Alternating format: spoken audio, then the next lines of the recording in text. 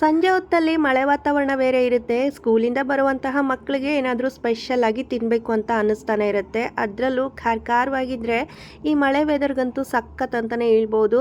ಹೇಳ್ಕೊಳ್ಳೋದಕ್ಕೆ ಮಳೆಗಾಲ ಆಗಿದ್ರೂ ಕೂಡ ಒಂದೇ ಒಂದು ಮಳೆ ಕೂಡ ಬರ್ತಾ ಇಲ್ಲ. ತುಂಬಾ ಬಿಸಿಲು, ಅಷ್ಟೇ ಸೆಕೆ ಇದೆ. ಆದರೂ ಕೂಡ ನನ್ನ ಮಗಳಿಗೆ ಬಿಸಿ ಬಿಸಿಯಾಗಿ ಮಸಾಲೆ ಪುರಿಯನ್ನು ತಿನ್ನಬೇಕು ಅಂತ ಅನ್ನಿಸ್ತಾ ಇತ್ತಂತೆ. ಅದಕ್ಕೋಸ್ಕರ ಇವತ್ತು ಮಸಾಲೆ ಪುರಿಯನ್ನು ಮಾಡೋಣ ಅಂತ ಪ್ಲ್ಯಾನ್ ಮಾಡಿಕೊಂಡು ಮಾಡ್ತಾಯಿದ್ದೀನಿ. ಹೆಲ್ದಿ ಆ್ಯಂಡ್ ಟೇಸ್ಟಿಯಾಗಿ ಮನೆಯಲ್ಲೇ ಈ ರೀತಿ ಮಾಡಿಕೊಟ್ರೆ ಎಂಥವರಾದರೂ ಕೂಡ ಇಷ್ಟಪಟ್ಟು ತಿಂದೇ ತಿಂತಾರೆ. ಸ್ಟ್ರೀಟ್ ಫುಡ್ಡಲ್ಲಿ ಅಲ್ಲಿ ಇಲ್ಲಿ ಹೋಗಿ ತಿನ್ನೋದಕ್ಕಿಂತ ಈ ರೀತಿ ಮನೆಯಲ್ಲೇ ಟ್ರೈ ಮಾಡಿಕೊಂಡ್ರೆ ಸಖತ್ ಇಷ್ಟ ಆಗುತ್ತೆ. ಎಲ್ರಿಗೂ ಕೂಡ ಅಷ್ಟೇ ಟೇಸ್ಟಿಯಾಗಿರುತ್ತೆ. ಬನ್ನಿ, ಹಂಗಿದ್ರೆ ಸಿಂಪಲ್ಲಾಗಿ ಈ ಒಂದು ಮಸಾಲೆ ಪುರಿಯನ್ನು ಯಾವ ರೀತಿ ಮಾಡ್ಕೋಬೋದು ಅನ್ನುವಂಥದ್ದನ್ನು ಇವತ್ತಿನ ವಿಡಿಯೋದಲ್ಲಿ ನೋಡ್ಕೊಳ್ಳೋಣ. ಮಸಾಲ ಪೂರಿ ಅಂತಂದಮೇಲೆ ಸ್ಪೈಸಸ್ ಇರಲೇಬೇಕು ಅಲ್ವಾ. ಅದಕ್ಕೋಸ್ಕರ ಇವಾಗ ಸ್ಪೈಸಸ್ನ ರೆಡಿ ಮಾಡ್ಕೊಳ್ತಾ ಇದ್ದೀನಿ. ಒಂದು 6ರಿಂದ 8 ಲವಂಗ, 1/4 ಟೇಬಲ್ ಸ್ಪೂನ್ ಆಗೋವಷ್ಟು ಬ್ಲ್ಯಾಕ್ ಪೆಪ್ಪರನ್ನು ಸೇರಿಸ್ಕೊಂಡಿದ್ದೀನಿ. ಒಂದು ಕಲ್ಲು ಹೂವನ್ನು ಹಾಕ್ಕೊಂಡಿದ್ದೀನಿ. ಹಾಗೆಯೇ ಅರ್ಧ ಇಂಚಿನಷ್ಟು ಚಕ್ಕೆಯನ್ನು ಚಿಕ್ಕ ಚಿಕ್ಕದಾಗಿ ಕಟ್ ಮಾಡಿ ಸೇರಿಸ್ಕೊಂಡಿದ್ದೀನಿ. 2 ಪಲಾವ್ ಎಲೆಯನ್ನು ಕೂಡ ಇದಕ್ಕೆ ಸೇರಿಸ್ಕೊಳ್ತಾ ಇದ್ದೀನಿ. ಅದ್ರ ಜೊತೆಯಲ್ಲೇ ಒಂದು 2 ಟೇಬಲ್ ಸ್ಪೂನ್ ಆಗೋವಷ್ಟು ಧನಿಯಾ ಬೀಜ, ಹಾಗೆಯೇ ಒಂದು ಅರ್ಧದಿಂದ 3/4 ಸ್ಪೂನ್ ಆಗೋವಷ್ಟು ಜೀರಿಗೆಯನ್ನು ಕೂಡ ಸೇರಿಸ್ಕೊಂಡಿದ್ದೀನಿ. ಇವನ್ನೆಲ್ಲ ಇವಾಗ ಫ್ರೈ ಮಾಡ್ಕೋಬೇಕಾಗತ್ತೆ. ಪಕ್ಕದಲ್ಲಿ ಇಟ್ಕೊಂಡಿದ್ದೀನಿ. ಅದಕ್ಕಿಂತ ಮುಂಚೆ ಒಂದು ಕುಕ್ಕರ್ನಲ್ಲಿ ಇವಾಗ ನೆನೆಸಿ ಇಟ್ಕೊಂಡಂತಹ ಒಣ ಬಟಾಣಿ, ಅಂದರೆ ಒಂದು ಓವರ್ ನೈಟ್ ಇರಬಹುದು ಅಥವಾ ಕನಿಷ್ಠ ಅಂತಂದರೂ 7ರಿಂದ 8 ಗಂಟೆನಾದರೂ ನೆಂದಿರಬೇಕು. ಬಟಾಣಿಯನ್ನು ಹಾಕ್ಕೊಂಡಿದ್ದೀನಿ. ಅದ್ರ ಜೊತೆಗೆ ಒಂದು 2 ಆಲೂಗಡ್ಡೆಯನ್ನು ಕೂಡ ಕಟ್ ಮಾಡಿ ಈ ಥರ ಸೇರಿಸ್ಕೊಂಡು ಅದು ಮುಳುಗೋವಷ್ಟು ನೀರನ್ನು ಹಾಕ್ಕೊಂಡು ಒಂದು ಸ್ವಲ್ಪ ಉಪ್ಪನ್ನು ಸೇರಿಸಿ ಇವಾಗ ಒಂದು 4ರಿಂದ 5 ವಿಷಲ್ ಕೂಗಿಸ್ಕೊಳ್ತಾ ಇದ್ದೀನಿ. ಬಟಾಣಿ ಕಾಳು ಮತ್ತು ಆಲೂಗಡ್ಡೆ ಚೆನ್ನಾಗಿ ಸ್ಮ್ಯಾಶ್ ಆಗಬೇಕು ಮತ್ತು ತುಂಬಾ ಸಾಫ್ಟಾಗಿ ಬೇಯಬೇಕು. ಅಲ್ಲಿವರೆಗೂ ಇದನ್ನು ಬೇಯಿಸ್ಕೋಬೇಕು. ನಂತರ ಇವಾಗ ಈ ಸ್ಪೈಸಸ್ನ ಏನು ತೆಗೆದಿಟ್ಕೊಂಡಿದ್ನಲ್ವ ಅದನ್ನೆಲ್ಲ ಫ್ರೈ ಮಾಡ್ಕೊಳ್ಳೋದಕ್ಕೋಸ್ಕರ ಒಂದು 2 ಟೇಬಲ್ ಸ್ಪೂನ್ ಆಗೋವಷ್ಟು ಎಣ್ಣೆಯನ್ನು ಹಾಕ್ಕೊಂಡಿದ್ದೀನಿ.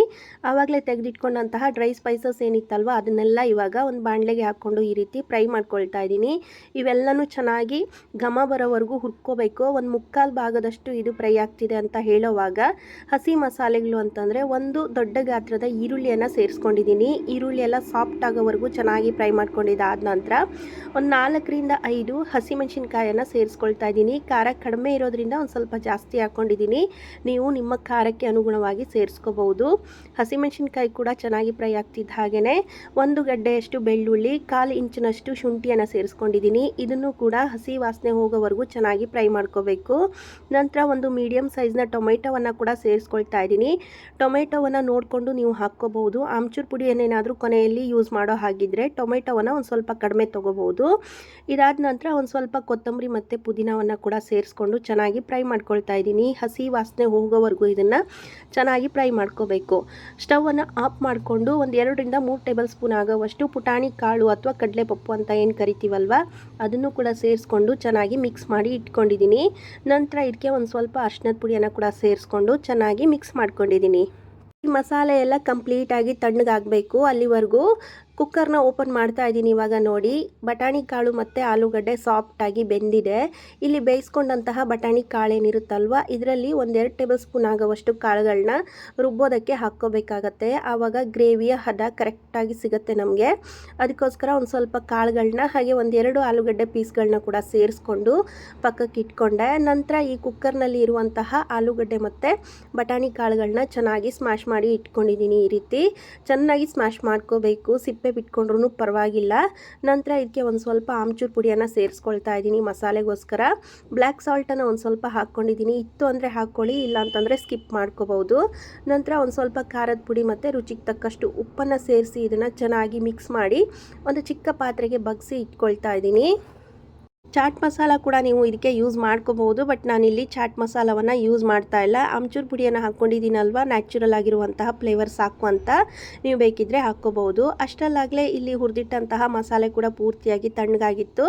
ಅದನ್ನೆಲ್ಲ ಇವಾಗ ಮಿಕ್ಸಿ ಜಾರ್ಗೆ ಹಾಕ್ಕೊಳ್ತಾ ಇದ್ದೀನಿ. ರುಬ್ಬೋದಕ್ಕೆ ಒಂದು ಸ್ವಲ್ಪ ನೀರನ್ನು, ಅಂದರೆ ಮಸಾಲೆ ಹುರಿದಿರುವಂತಹ ಪ್ಯಾನ್ಗೆ ಸ್ವಲ್ಪ ನೀರನ್ನು ಹಾಕ್ಕೊಂಡು ಮಿಕ್ಸಿ ಜಾರಲ್ಲಿ ಹಾಕಿ ಇವಾಗ ನೋಡಿ ನುಣ್ಣಗೆ ರುಬ್ಬಿ ತೊಗೊಳ್ತಾ ಇದ್ದೀನಿ.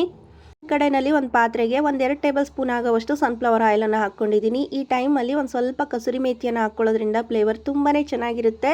ಹಾಗೆಯೇ ಖಾರದ ಪುಡಿಯನ್ನು ಕೂಡ ಸೇರಿಸ್ಕೊಂಡಿದ್ದೀನಿ. ಕಲರ್ ತುಂಬ ಚೆನ್ನಾಗಿರುತ್ತೆ. ಅದರ ಜೊತೆಗೆ ನಿಮಗೆ ಖಾರಕ್ಕೆ ಎಷ್ಟು ಬೇಕೋ ಅಷ್ಟು ಖಾರವನ್ನು ಕೂಡ ಹಾಕ್ಕೋಬಹುದು. ಆಲ್ರೆಡಿ ಸ್ಪೈಸಸ್ ಇರ್ಬೋದು, ಗ್ರೀನ್ ಚಿಲ್ಲಿ ಎಲ್ಲದರಲ್ಲೂ ಖಾರ ಇರುತ್ತೆ ಅಲ್ವಾ.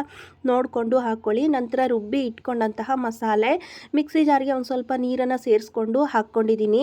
ಹಾಗೆಯೇ ನಿಮ್ಮ ಗ್ರೇವಿಯ ಹದ ನೋಡಿಕೊಂಡು ನೀರನ್ನು ಹೆಚ್ಚು ಕಡಿಮೆ ನೀವು ಹಾಕ್ಕೊಳ್ಬೋದು.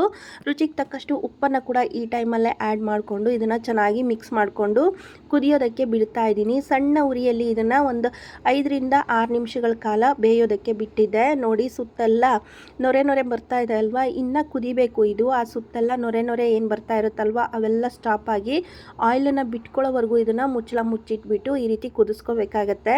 ಒಂದು 7ರಿಂದ 8 ನಿಮಿಷಕ್ಕೆಲ್ಲ ಚೆನ್ನಾಗಿ ಕುದ್ಬಿಡುತ್ತೆ. ನೋಡಿ ಮಸಾಲೆ ಎಲ್ಲ ಕುದ್ದು ಘಮ್ ಅಂತ ಇದೆ. ಆಲ್ರೆಡಿ ಮಸಾಲೆ ಪೂರಿಗೆ ಬೇಕಿರುವಂತಹ ಮಸಾಲೆ ರೆಡಿಯಾಗಿದೆ. ಇವಾಗ ಪೂರಿಯನ್ನು ರೆಡಿ ಮಾಡ್ಕೊಳ್ತಾ ಇದ್ದೀನಿ. ಪೂರಿ ಬಂದುಬಿಟ್ಟು ನಾನು ರೆಡಿಮೇಡನ್ನು ಯೂಸ್ ಮಾಡ್ತಾ ಇದ್ದೀನಿ. ಪ್ಯಾಕೆಟ್ಗಳಲ್ಲಿ ಸೂಪರ್ ಮಾರ್ಕೆಟ್ ಇರ್ಬೋದು ಅಥವಾ ಡಿಮಾರ್ಟ್ಗಳಲ್ಲೆಲ್ಲ ಸಿಗುತ್ತಲ್ವ, ಆ ಪೂರಿಯನ್ನೇ ಯೂಸ್ ಮಾಡ್ಕೊಳ್ತಾ ಇದ್ದೀನಿ.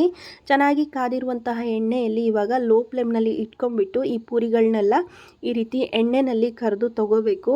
ತುಂಬಾ ಸಾಫ್ಟಾಗಿ ಉಬ್ಬಿ ಬರುತ್ತೆ ಪೂರಿಗಳೆಲ್ಲ. ಅಲ್ಲಿವರೆಗೂ ಇದನ್ನು ಚೆನ್ನಾಗಿ ಬೇಯಿಸ್ಕೋಬೇಕಾಗತ್ತೆ. ಈ ಪೂರಿಗಳನ್ನ ನಾವು ಮನೆಯಲ್ಲೂ ಕೂಡ ಪ್ರಿಪೇರ್ ಮಾಡ್ಕೋಬಹುದು. ಒಂದು ಸ್ವಲ್ಪ ಚಿರೋಟಿ ರವೆ ಹಾಗೆ ಮೈದಾ, ಉಪ್ಪು, ಸೋಡಾ ಇವುಗಳನ್ನ ಯೂಸ್ ಮಾಡಿಕೊಂಡು ಹಿಟ್ಟನ್ನು ಕಲಿಸ್ಕೊಂಡು ನಾದಿ ಈ ಥರ ಚಿಕ್ಕ ಚಿಕ್ಕ ಒಂದು ಉಂಡೆಗಳನ್ನ ಮಾಡಿಕೊಂಡು ಪೂರಿಯನ್ನು ಕೂಡ ರೆಡಿ ಮಾಡ್ಕೋಬಹುದು. ಬಟ್ ತುಂಬ ಟೈಮ್ ತೊಗೊಳುತ್ತೆ. ಅದಕ್ಕೋಸ್ಕರ ಸಿಂಪಲ್ಲಾಗಿ ಪ್ಯಾಕೆಟ್ಸನ್ನು ಯೂಸ್ ಮಾಡೋದೇ ಬೆಟರ್ ಅಂತ ಅನಿಸುತ್ತೆ. ಪೂರಿಗಳೆಲ್ಲ ಇವಾಗ ರೆಡಿಯಾಗಿದೆ. ನೋಡಿ ಇಷ್ಟೊಂದೆಲ್ಲ ಪೂರಿಗಳು ರೆಡಿ ಮಾಡ್ಕೊಂಡಿದ್ದೀನಿ. ಇವಾಗ ಇದನ್ನು ಹೇಗೆ ಸರ್ವ್ ಮಾಡೋದು ಅಂತಂದರೆ, ಮೊದಲಿಗೆ ಆ ಪೂರಿಗಳನ್ನ ಪುಡಿ ಮಾಡ್ಕೋಬೇಕು. ಕೈಯಿಂದ ಮುರಿದು ಪುಡಿ ಮಾಡಿಕೊಂಡು ಅದ್ರ ಮೇಲೆ ನಾವು ರೆಡಿ ಮಾಡಿ ಇಟ್ಕೊಂಡಂತಹ ಮಸಾಲೆಗಳನ್ನ ಈ ರೀತಿ ಸರ್ವ್ ಮಾಡ್ಕೋಬೇಕಾಗತ್ತೆ. ಮಸಾಲೆ ಅಥವಾ ನಿಮಗೆ ಬೇಕಿರುವಂತಹ ಗ್ರೇವಿಗಳನ್ನ ನಿಮ್ಮ ಒಂದು ಟೇಸ್ಟ್ಗೆ ಅನುಗುಣವಾಗಿ ಹೆಚ್ಚು ಕಡಿಮೆ ನೀವು ಹಾಕ್ಕೊಂಡು ಸರ್ವ್ ಮಾಡ್ಕೋಬಹುದು. ಮಸಾಲೆ ಹಾಕ್ಕೊಂಡಿದ್ದಾದ ನಂತರ ಬಟಾಣಿ ಮತ್ತು ಆಲೂಗಡ್ಡೆಯ ಮಿಕ್ಸ್ ಏನಿತ್ತಲ್ವ ಅದನ್ನು ಹಾಕ್ಕೊಳ್ತಾ ಇದ್ದೀನಿ. ಹಾಗೆಯೇ ಕ್ಯಾರೆಟ್ ಮತ್ತು ಈರುಳ್ಳಿಯನ್ನು ಚಿಕ್ಕ ಚಿಕ್ಕದಾಗಿ ಕಟ್ ಮಾಡಿ ತುರಿದು ಇಟ್ಕೊಂಡಿದ್ದೆ. ಅದ್ರ ಜೊತೆಗೆ ಒಂದು ಸ್ವಲ್ಪ ಕೊತ್ತಂಬರಿ ಸೊಪ್ಪನ್ನು ಮಿಕ್ಸ್ ಮಾಡಿ ಕೂಡ ಇಟ್ಕೊಂಡಿದ್ದೆ. ಅವೆಲ್ಲ ಮಿಕ್ಸ್ ಮಾಡಿರೋದನ್ನು ಇವಾಗ ಅದ್ರ ಮೇಲೆ ಹಾಕ್ಕೊಂಡಿದ್ದೀನಿ. ನಂತರ ಒಂದು ಸ್ವಲ್ಪ ಪ್ಲೈನ್ ಮಿಕ್ಸ್ಚರ್ ಏನು ಬರುತ್ತಲ್ವ ಅದನ್ನು ಕೂಡ ಹಾಕ್ಕೊಳ್ತಾ ಇದ್ದೀನಿ. ಸ್ವಲ್ಪ ಕೊತ್ತಂಬರಿ ಸೊಪ್ಪನ್ನು ಕೂಡ ಮೇಲೆ ಆ್ಯಡ್ ಮಾಡಿಕೊಂಡ್ರೆ ಚೆನ್ನಾಗಿರುತ್ತೆ. ಬೇಕಿದ್ದರೆ ಒಂದು ಸ್ವಲ್ಪ ನಿಂಬೆ ಹುಳಿ ಅಥವಾ ಚಾಟ್ ಮಸಾಲವನ್ನು ಕೂಡ ನೀವು ಆ್ಯಡ್ ಮಾಡ್ಕೋಬೋದು. ನಾನು ಆಲ್ರೆಡಿ ಇಲ್ಲಿ ಆಮ್ಚೂರ್ ಪೌಡರನ್ನು ಯೂಸ್ ಮಾಡ್ಕೊಂಡಿರೋದ್ರಿಂದ ಮತ್ತು ಸಪ್ರೇಟಾಗಿ ಮಸಾಲೆಗಳನ್ನ ಆ್ಯಡ್ ಮಾಡ್ಕೊಂಡಿಲ್ಲ. ತುಂಬಾ ಸಖತ್ತಾಗಿರುವಂತಹ ಮಸಾಲ ಪುರಿ ರೆಡಿ ಆಗುತ್ತೆ. ಸಿಂಪಲ್ ಆ್ಯಂಡ್ ಟೇಸ್ಟಿಯಾಗಿ ಹೆಲ್ದಿಯಾಗಿರುವಂತಹ ಮಸಾಲೆ ಪುರಿಯನ್ನು ಮನೆಯಲ್ಲೇ ಹೇಗೆ ಮಾಡ್ಕೋಬಹುದು ಅನ್ನುವಂಥದ್ದನ್ನು ನೋಡ್ಕೊಂಡ್ರಿ ಅಲ್ವಾ. ಆ ವಿಡಿಯೋ ಇಷ್ಟ ಆಗಿದರೆ ಖಂಡಿತ ಲೈಕ್, ಕಮೆಂಟ್, ಶೇರ್ ಮಾಡೋದನ್ನು ಮರಿಬೇಡಿ. ಹೊಸದಾಗಿ ಯಾರಾದರೂ ವಿಡಿಯೋವನ್ನು ನೋಡ್ತಾ ಇದ್ದರೆ ಚಾನಲನ್ನು ಸಬ್ಸ್ಕ್ರೈಬ್ ಮಾಡಿಕೊಂಡು ಸಪೋರ್ಟ್ ಮಾಡಿ.